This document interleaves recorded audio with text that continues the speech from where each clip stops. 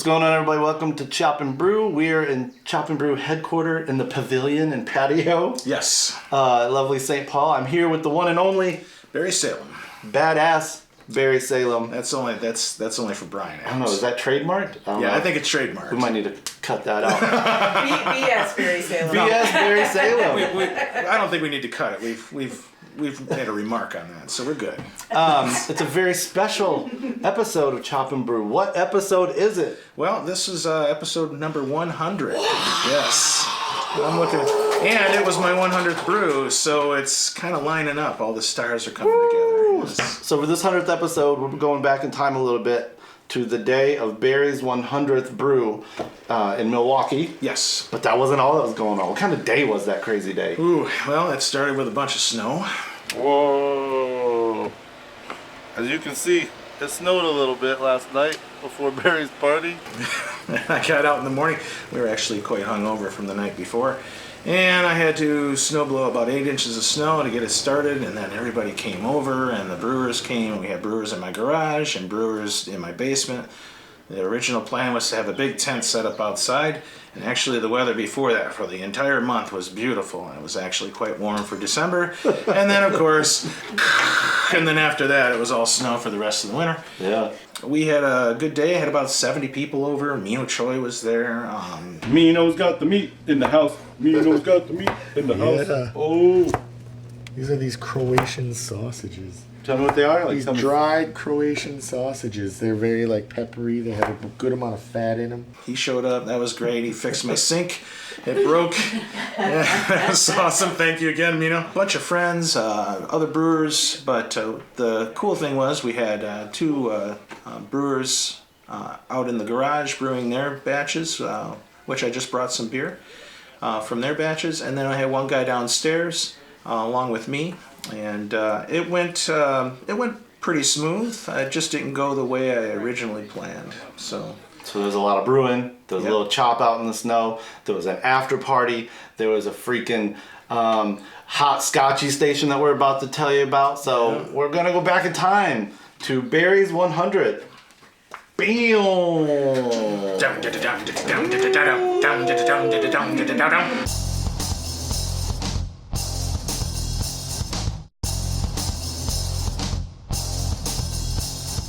What are you brewing and why, man? Tell us what's happening, what's important today. Well, I'm brewing number 100. Yeah, I know. And can't believe that the guys from Chop and Brew are here to hang out with me. This is awesome. I love it. I'm brewing a Sammy Klaus. That's one of the episodes, one of my favorite episodes on Chop and Brew was the Sammy Klaus episode, and that's how I found out about it. I went out and got some of those beers and loved them, so I figured for number 100, why not brew gigantic beer and see where it goes from there, you know. And hopefully this is supposed to be 11:43. Yeah, I'm hoping I make it. It's a big beer. I've never brewed this beer before, but I did some research on it, so it should be fun. And then hopefully we can do some tasting notes in December with this thing, and it turns out good. So pretty happy. Number 100. It took me a little over 5 years, but I got there. We're in Shorewood, Wisconsin. In my basement. I like to brew down here quite often. I do brew outside sometimes, but just leave the door open on the side and nobody dies. But right now I don't even have a flame on. I'm just recirculating the mash right now. Just bought this setup recently, so this is my first time using it. And so I'm still kind of learning as I go here, but seems to be working. I just kind of paid attention to what other people were doing with the recirculating thing. And this was a pretty large beer, so I didn't have the mash tun capacity, so I ended up just using this is the mash tun, and then this is the hot liquor tank over here with a coil on the inside, so I'm just keeping the water inside warm so that as the warp passes through the coil it comes back out at the temperature that I need it at. Right now I'm holding it at 151, holding this again for another, I don't know, 20 minutes or so, and then bring it out into my boil kettle and I'm going to boil it. But this system I bought a couple months ago, and it's actually a Herms system, which eventually when I get the electrical setup down here, I'll use it as an electric setup, but right now I'm using it just as like a propane. It's a new system, and I'm pretty excited about it. I can't wait to actually have it hooked up and doing what it's supposed to do, because there's a control panel and everything. So that's going to be an entirely different process, and I'm going to have to get used to that and figure that all out. There it is. Yeah, there it is, right there. Did you learn it from watching us? I did.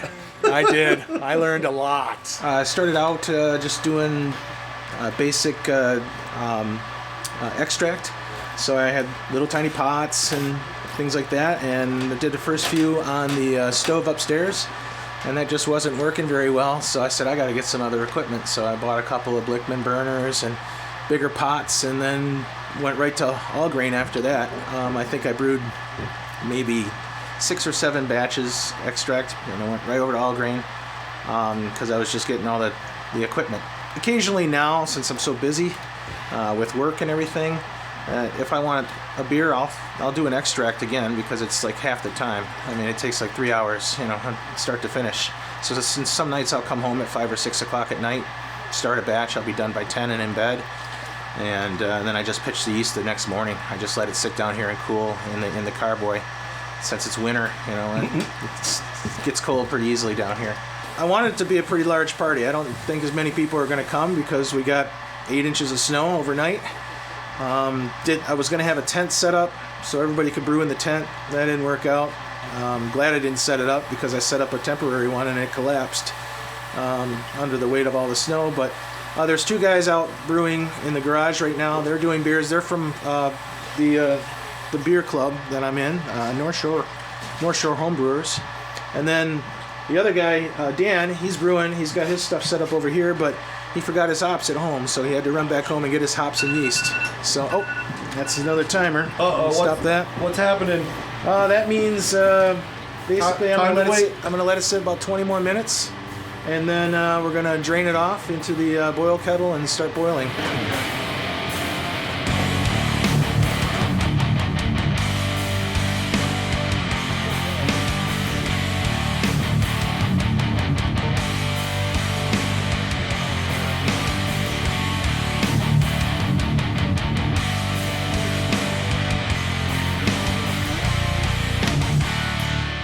Tell me where we're at and what the hell's going on in here.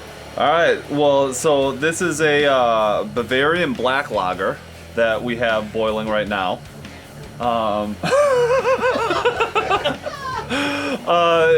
We did a decoction mash. So this is the first time we've ever done a decoction. So there's a lot of guessing, a lot of figuring stuff out, and a lot of reading internet articles and stuff like that this past week, and thinking. Then we disregarded all of that. Yeah, and then we just did our own thing. We did what we thought we were gonna do anyways. I don't know what else is going on. Well, yeah, come in. I mean, you already opened the door. I didn't really know about decoction, so I looked it up and I saw it was mostly some German and Belgian beers were the main kind of decoction starters back when they didn't have thermometers. So I wanted something German, I wanted something Czech, I wanted something kind of from the old world. So doing a black lager, and then we're also, because we're in the same brew club as Barry, this is our Iron Brew entry. So we picked a method and an ingredient, and you need to follow that method and include the ingredient. So this is a decoction. Decoction was the method, and cocoa nibs or cacao nibs. Cocoa. We're not putting cocaine in. Yeah, it's not cocaine. It's not quite as fun. It tastes a little bit better though. So we're probably gonna do that in the secondary, like 10 days before we bottle it.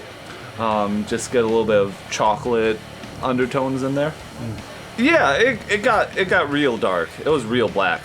It was like pitch black. I felt like it was even easier doing the decoction rather than trying to bring it up to temperature, because I get concerned with adding too much water and it's not at temperature yet. And I felt like the decoction got the mash in general to temperature easier than just adding the hot water.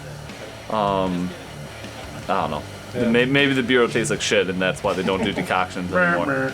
Yeah, so Iron loser. Yeah, we'll find out in like a month. So we're brewing a Belgian quad here today. It's my first time doing it, so we'll see how it turns out. But I believe I have it's a 5-gallon batch, and I believe I have about 15 pounds of grain.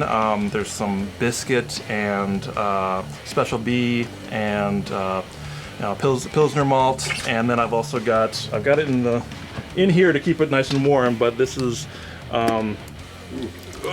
Seems soft. yeah, it's softer now. Belgian candy sugar that I made, inverted sugar. So it's a pretty dark one. So it's a Belgian quad, but it's more of a what's it called? A Belgian dark strong, I think is what it's called. So right now we're in the middle of boiling it. I'm using Styrian Golding's hops. So it's a nice noble-ish hop. And like I said, never done this before, so we'll see how it turns out.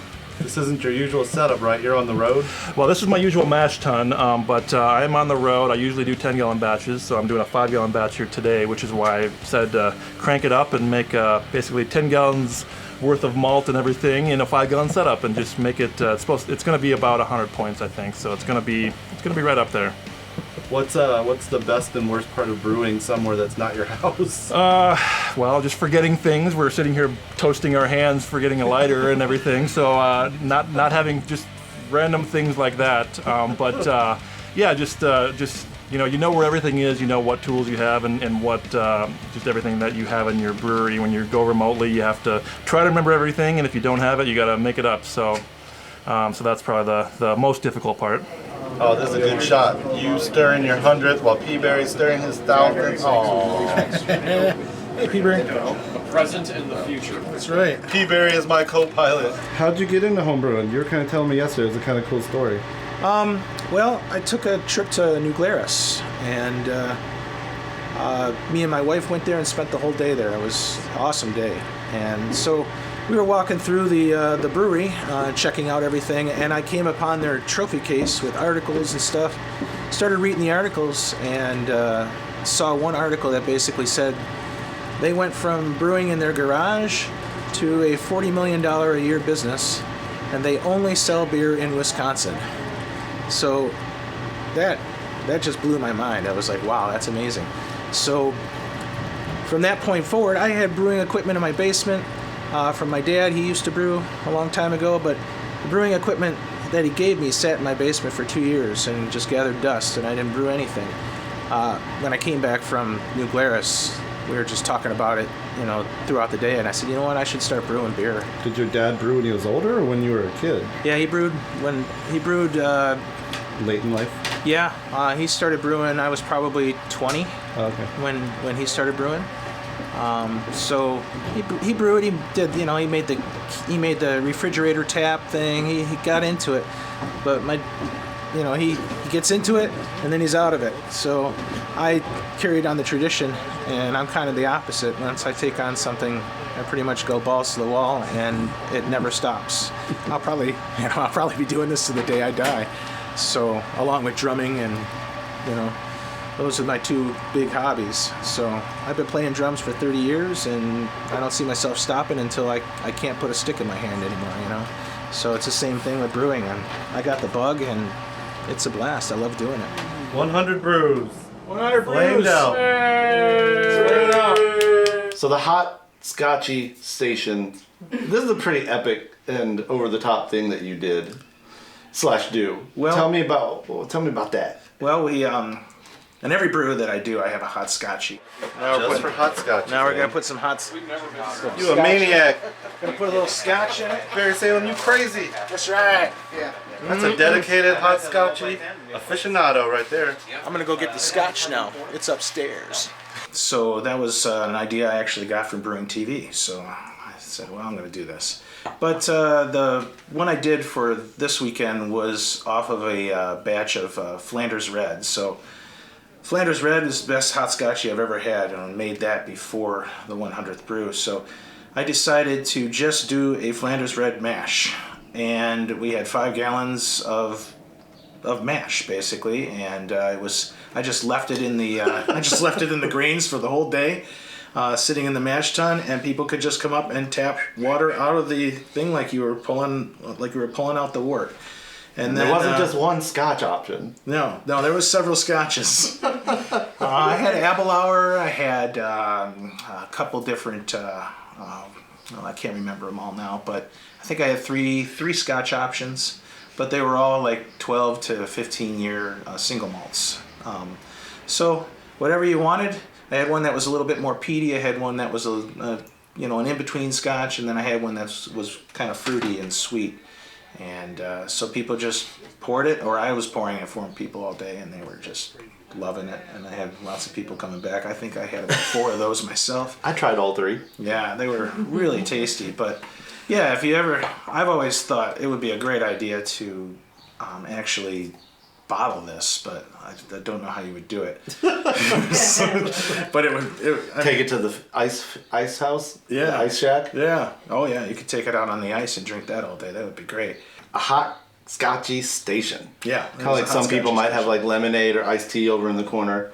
You're like, no, here's some legit wort. Yeah, hot scotch. And it was good. I mean, That the was wort, really good. the wort from our Flanders Red is so tasty. Okay. It's just amazing. It's so sweet, but it's got, it's got all these different complex flavors going on, and it's my favorite by far. And I wish I could do it every week. Just make a little half gallon batch, every week, and just have a hot scotchy. You but can do that. I could. You're a home brewer. I can. You can do anything. I know. Brown.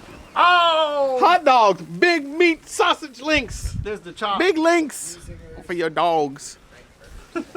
Big old lot. I can't believe you're out here in that Packers coat. Like we at Lambeau. Man, I'm about to lay in the snow. What about the chop? There were some fools out in the snow, right?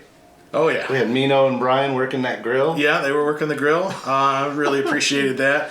It was funny. Brian's cooking and Mino saying, "Well, if you cut the hot dog in half and it'll cook better," and it did. It worked out great. But yeah, they were awesome. They took charge of that, and they had a little. What did they have? The bacon. Yeah. The bacon jam. The bacon jam. Yeah, that was a Nate Dogg idea I got. So I tried to make this party kind of based around a lot of ideas from Chop and Brew episodes, So I had the hot scotchies, I had the Nate jam, bacon jam, I had king cake. Oh yeah. Yeah. That didn't turn out all that was great. pretty good. I thought it was a little dry, but I'll get better at it next time. So I'm brewing a brown ale. It's 12 pounds of Maris Otter, so 2 pounds of Munich, and a half a pound of chocolate malts, and then an ounce of Northern Brewer at 60 minutes. And then I'm gonna add some vanilla and maple syrup near the end of the boil. I've done this before as a pumpkin ale and it turned out really well, so I wanted to try it again without the pumpkin in it this time. So we'll see how it turns out this time. I have never brewed in Barry's basement before. This is the first time. I have been down here for us to fill the barrels, so I brought a kegs over and we filled both of these barrels with different beers actually. What's it like taking the show on the road for you? It was interesting. It's the first time I've taken my equipment anywhere but my house. I've brewed at other places, but I was always using their stuff. My mash time consisted of me running home to go get my hops and yeast. I called my wife and I was like, I forgot 2 of the 4 ingredients I needed. So far it's been really good. I've got the sparging was really smooth. I got 7 gallons I needed for the boil. I'm hoping the vanilla makes it nice and smooth at the end. That's been my experience with beers that have vanilla in it.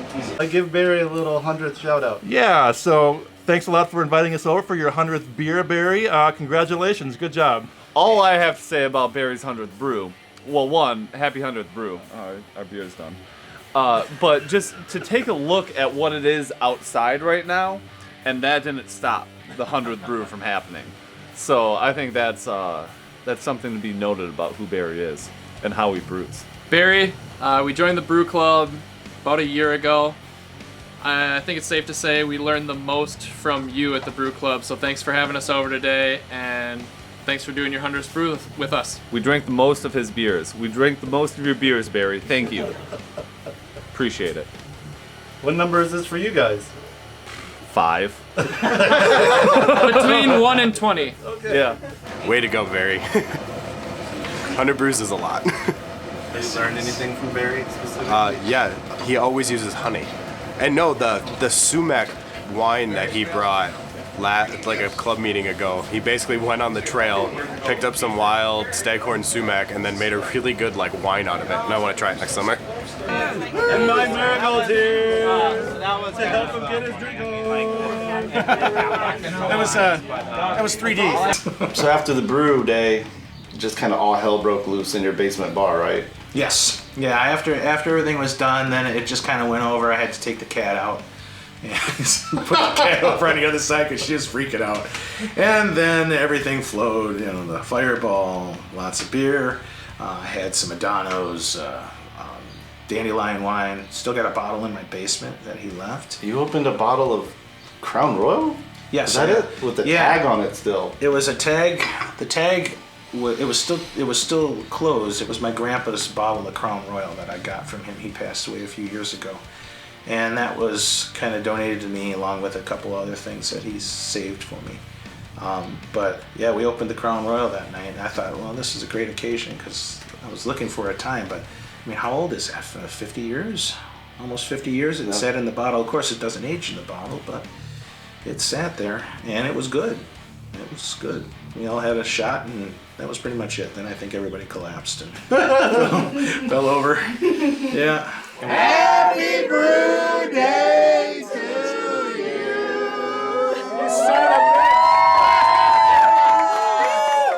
And we had a cake. We had a cake. We had a cake. That was awesome. That was a badass cake. It had the Chop Brew logo on it. It was sweet. And that was Chip and my wife kind of set that up, and that actually, I don't cry much, but that brought a tear to my eye when everybody brought it. And the big mash paddle and stuff, and that was pretty cool. I forgot we brought the mega mash paddle. Yeah. The oversized mash paddle. That was it. I got that hanging up downstairs in the brewery, and it was just a great day all around. It was great to have all the guys from Chop Brew come and all of my friends that showed up, and it was epic. I can't say enough. I just wanted to thank everybody for coming out to the party. So we're now in June. It's June. We're sitting on a nice warm porch over at Chip's headquarters here. And I want to thank everybody for coming to the party of Chop and Brew for 100 episodes. It's actually like way more because we don't call every video an episode. It gets kind of confusing, but whatever. So 100 strong. Thank you guys for all the support. Thanks to Barry. Barry's not only a fan turned friend, but a Patreon supporter. Yes. So not to work that plug in, but if you want to throw in on the next 100 episodes of Chop and Brew and make sure we go near and far from the basement and garage to maybe another country or two, definitely another state, patreon.com/chopandbrew. It's just been awesome. Been doing this for 6 years. What are we drinking here? Well, I thought we were going to do a Lagniappe about that. Oh, okay, so, we'll talk about that. Yeah, you guys are going to have to watch the Lagniappe video about... We're going to do tasting notes on the 6-month sample of Barry's Sammy Claus that was being brewed in this video, as well as 2 beers from the basement, the chocolate vanilla brown and the decocted dark lager. So you're going to have to click another button that's somewhere over here, or the link will be in the description. Click this link. Yeah, click that link right there. You might get something more than a tasting note if you click that link. Yeah, I might get some gray chest hairs. Thanks for 100 episodes plus and a bunch of years of support. Chop for Chop. Brew for Brew. All for Brew. And Brew for All. Oh! Where's my cake? Where's my cake? Where's my 100th episode Where's my cake? Where's my cake? Chop for Chop. Brew for Brew!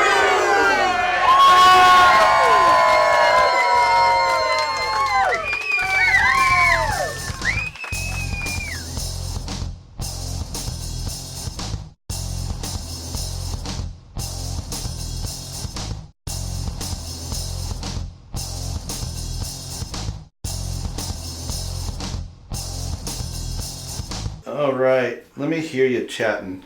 All right, here I am chatting right now. Charlie P's over here, and we're about to drink some beer. It's going to be a good time. 11 o'clock on a Sunday. Yes. What's going on, everybody? Welcome to Chop and Brew. We are on the Chop and Brew lanai, the Palisade. Never mind. What the fuck do you call it? The pavilion. The pavilion. I was like, what? Kind of weird seeing myself on TV behind you while I'm trying to shoot. It's not the. Hey, it's Chipaway.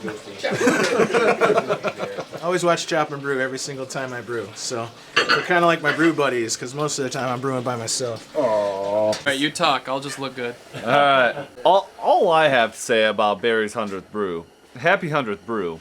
Hold And on, look, we should do it again, like the light shifted after the door closed. the light shifted. So, all right. Well, now it's gonna. Sorry, natural. Now it's not, I iced now the it's not kicker, natural. bitch. All right. We bent our spoon. Say, was that like that before? No. Let's see. The You want heat? Oh shit. We got several spoons. I think we should go get a metal spoon from inside. No, we got dual spoons. No, don't get that one all messed up. Yeah, use that metal. Here. Damn, boy. That's fine. That's that new J. That's that Blickman J spoon. I told you we needed a new spoon. That Blickman J spoon, y'all. Scratch your back with that. I could not find a formula, but I finally found one. It was the decoction volume equals the total volume times the target temp minus the start temp divided by the boil temp minus the start temp. What the fuck? I got a math. Nerd. Yeah. So we heated it up, and then we're gonna get drunk with it in 6 months. we boiled it. Keep on brewing on the snow day. Keep on brewing on the snow day. Gonna mash with Barry. Don't mess with Barry. Santa Claus, Santa Claus. He's coming to town, dog. Yeah, I know. I'm supposed to be at 121. Oh. So I'm a degree What are off. we gonna do? Oh God, the beer's broken. I gotta get some.